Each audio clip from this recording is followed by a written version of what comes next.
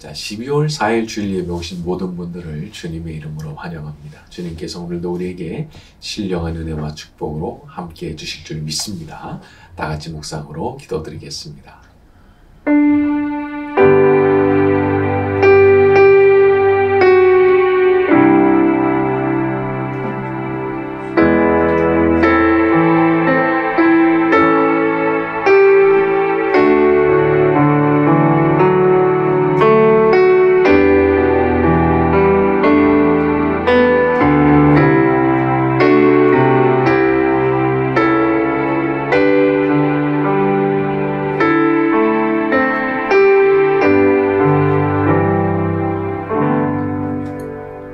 사랑하는 주님, 이 시간 저희가 주님을 예배하고자 이렇게 주의 전에 나와 있습니다.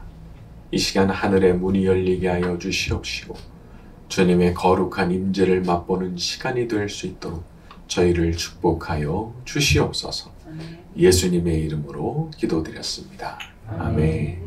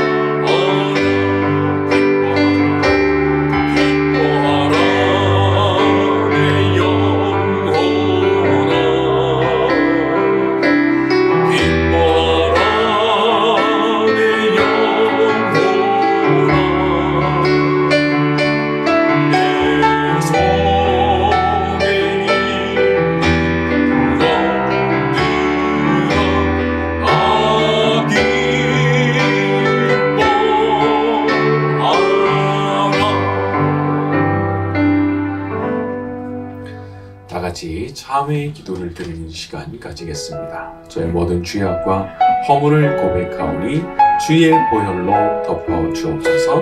다 같이 동성으로 기도합니다.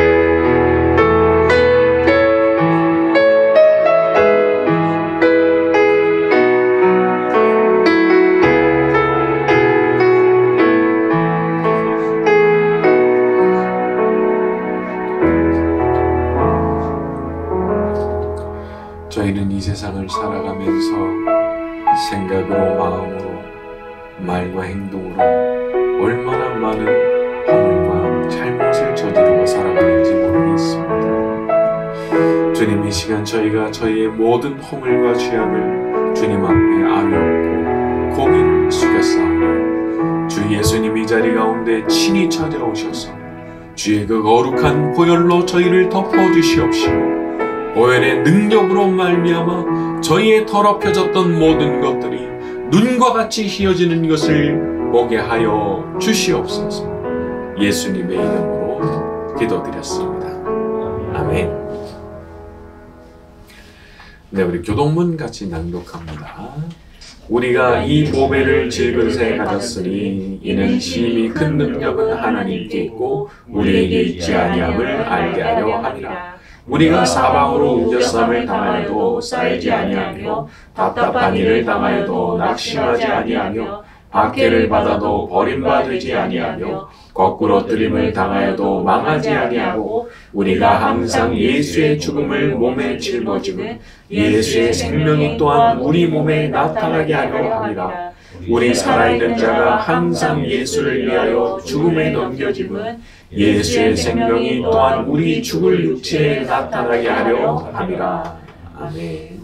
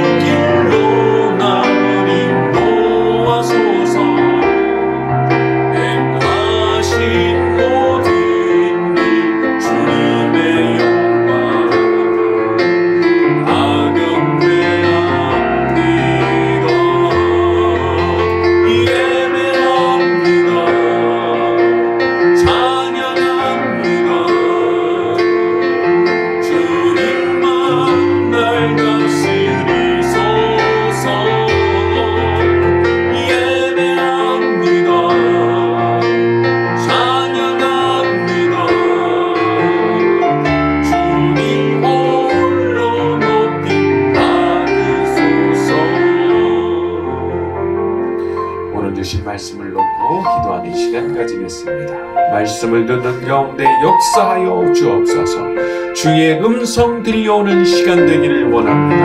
다 같이 동성으로 기도하겠습니다.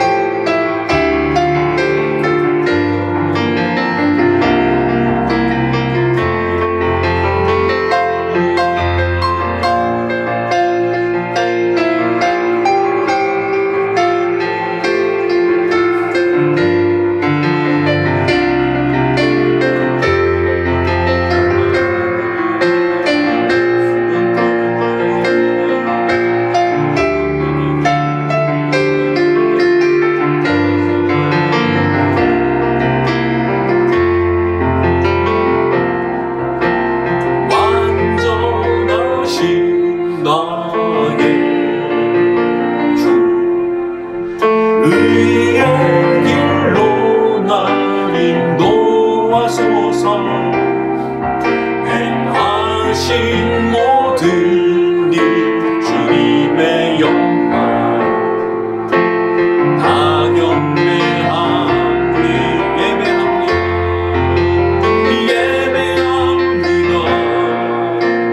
찬양합니다. 주님만 날 다스리소서. 예배합니다. 찬양합니다. 주님 홀로 높임 받으 예배합니다. 예배합니다.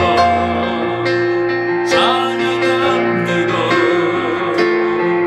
주님만 날 다스리소서. 예배합니다. 찬양합니다. 주님 홀로 높임 받을 한 번 더 합니다. 예배합니다. 찬양합니다. 주님만 날 다스리소서. 예배합니다. 찬양합니다. 주님 홀로 높임 받으소서. 주님만 홀로 높임 받아 주시옵소서. 오늘 이 시간 말씀을 듣는 가운데 역사하여 주시기를 원합니다. 저희의 고민하던 문제들이 모든 말씀을 듣는 가운데 해결되게 하여 주시옵소서. 말씀을 듣다가 질병의 치유가 일어나게 하여 주시옵시고, 몸과 마음을 괴롭히던 모든 악한 것들이 떠나가게 하여 주시옵시고, 하나님의 성령으로 충만해지는 것을 경험하게 만들어 주시옵소서. 예수님의 이름으로 기도드렸습니다. 아멘. 좌우로 인사합니다. 잘 오셨습니다. 고맙습니다. 열흘간의 연말 저녁 기도회를 은혜 가운데 마치게 해주신 하나님 앞에 감사와 찬양을 올려드립니다. 오는 12월 7일 수요 기도회는 한 주간 좀 쉬어갑니다. 그리고 12월 14일부터는 수요 오전 기도회를 시간을 변경해가지고 수요 저녁 기도회로 저녁 9시에 변경을 해서 진행을 하려고 합니다. 많은 참석을 부탁드리고요. 연말 결산 보고서가 예배실 뒷면에 부착이 되어 있습니다. 자, 12월 25일 주일에는 성탄 축하 예배가 있고, 또 12월 31일 토요일 밤 11시 30분에는 송병신 예배가 준비되고 있습니다.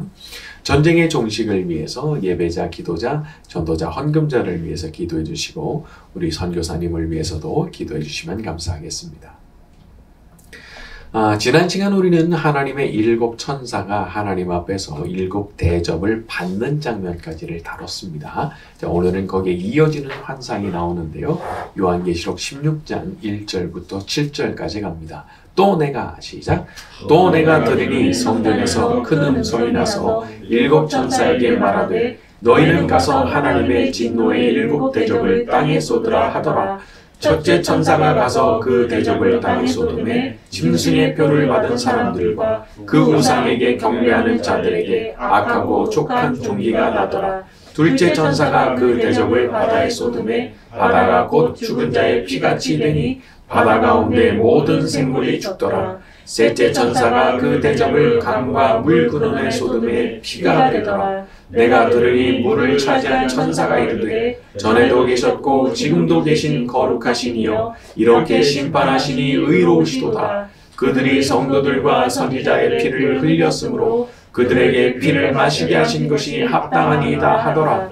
또 내가 들으니 제단이 말하기를 그러하다. 주 하나님 곧 전능하신 이시여 심판하시는 것이 참되시고 의로우시도다 하더라. 네, 그렇죠.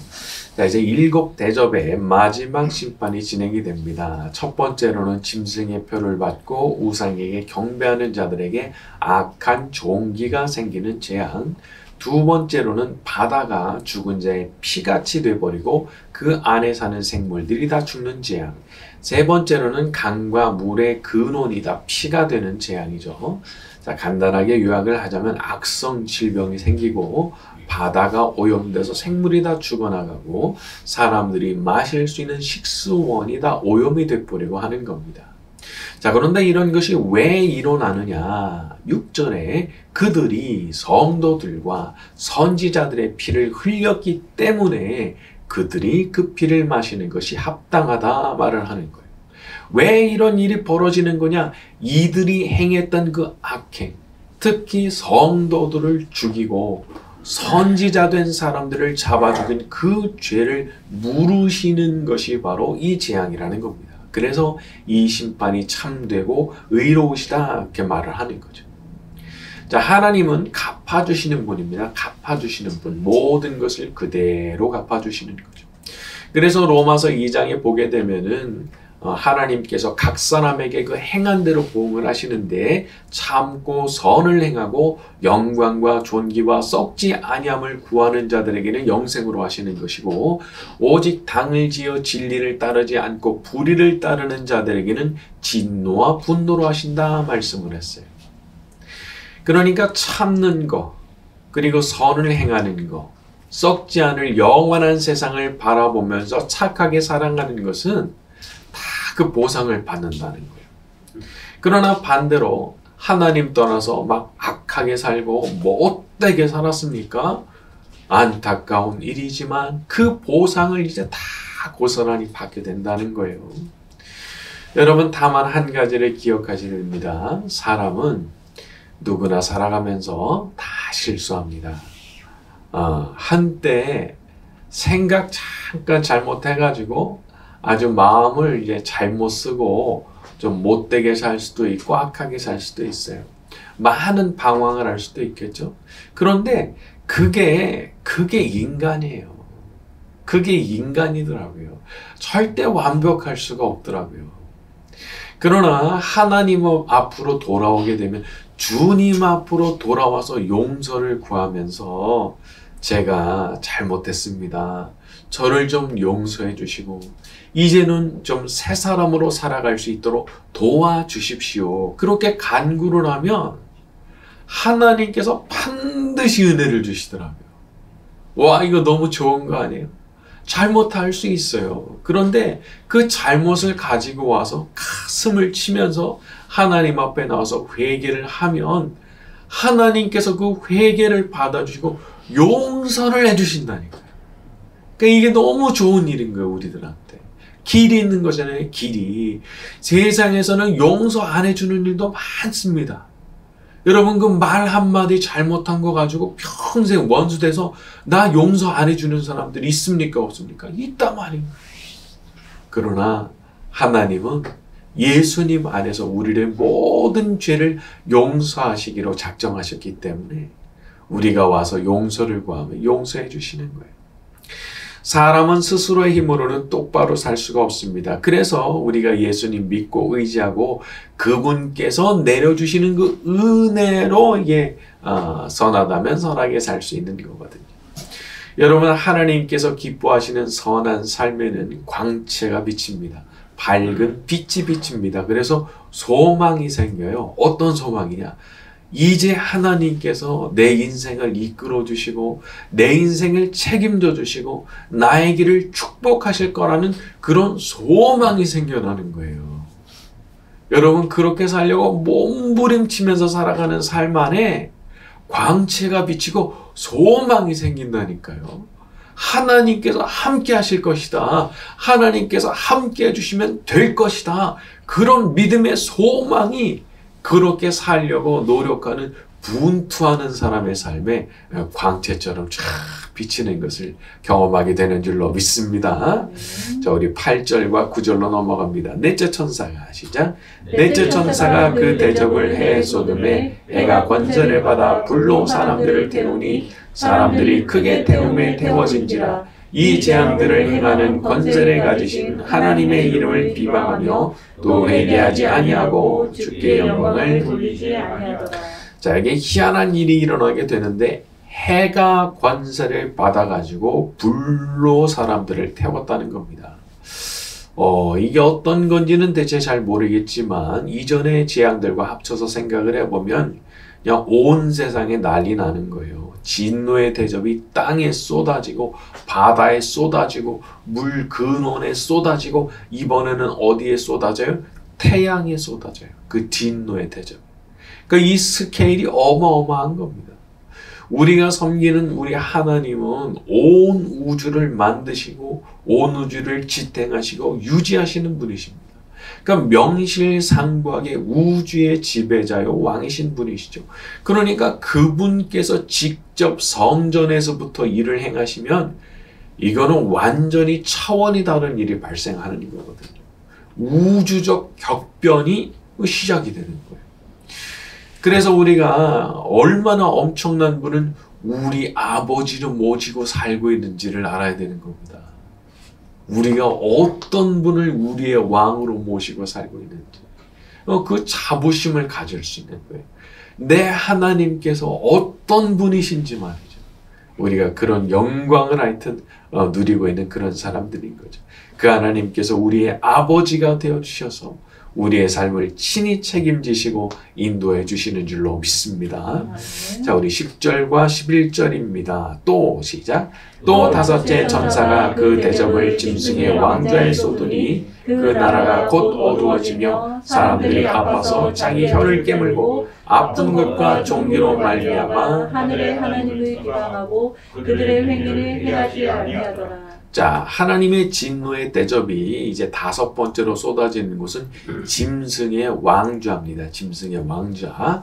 자, 이거는 용이 짐승에게 내려줬던 거죠. 용이 자기 통치의 대리자로 짐승을 세우고 보좌를 줬는데 이번에는 그 보좌 위에 하나님의 진노의 대접이 쏟아진 거예요. 그렇게 되니까 어떤 일이 발생하죠? 그 나라가 어두워지고 사람들이 너무 고통스러워서 자기 혀를 깨물었다고 했는데 어떤 학자들은 이 부분을 가리켜서 지옥의 고통을 미리 맛보는 것이라 그렇게 말을 하기도 하더라고요. 자, 그런데 놀라운 것은 이들이 어떤 태도를 보이느냐. 11절에 하늘의 하나님을 비방하고 그들의 행위를 회개하지 않았다. 말하자면 자기를 돌아볼 생각 아예 안 하는 거예요. 어떤 일이 생겨났잖아요. 그럼 그런 일에 대해서 왜 이런 일이 생겨났을까? 자기를 돌아볼 생각을 안 해요. 그리고 누굴 탓해? 하나님 탓하는 거야. 하나님. 다 이게 신의 탓이다. 신이 있다면 이럴 수가 있느냐? 아니면 신이 있다고 해도 그거는 분명히 악신일 것이다. 이런 식으로 말하는 자기 자신을 돌아보지 않고 사람이 그런 겁니다. 어려운 일이 생겼을 때 자기 자신을 돌아보고 혹시 내가 뭐 잘못한 것은 없나 그렇게 돌아보는 사람들은요 대개 하나님의 백성들이 그런 걸 자기 자신을 돌아봅니다. 자, 그런데 반대로 내가 뭘 잘못했냐고 막 대들고 다른 사람들을 막 탓을 하고 더 나아가서 이런 일이 생기게 하시는 하나님이 나쁘다 이렇게 엉뚱한 탓을 하는 사람들이 있는 거예요. 참 불행하게 사는 겁니다. 여러분, 어려운 일이 생겼을 때 자기 자신을 돌아보는 사람, 그리고 죽기를 각오하고 하나님 앞에 매달려서 은혜를 구하는 사람, 그 사람이 진짜 복된 사람인 겁니다.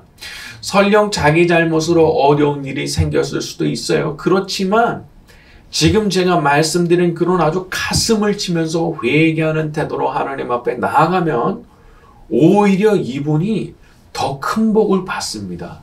왜 그렇게 돼요? 고치니까요. 그 문제를 만들었던, 그 문제를 초래했던 내 자신의 태도를 고치니까 멀리 보게 되면 오히려 더 복을 받게 되는 거예요. 그래서 이런 것들이 회개를 하게 되면 오히려 전화위복의 계기가 되는 거죠.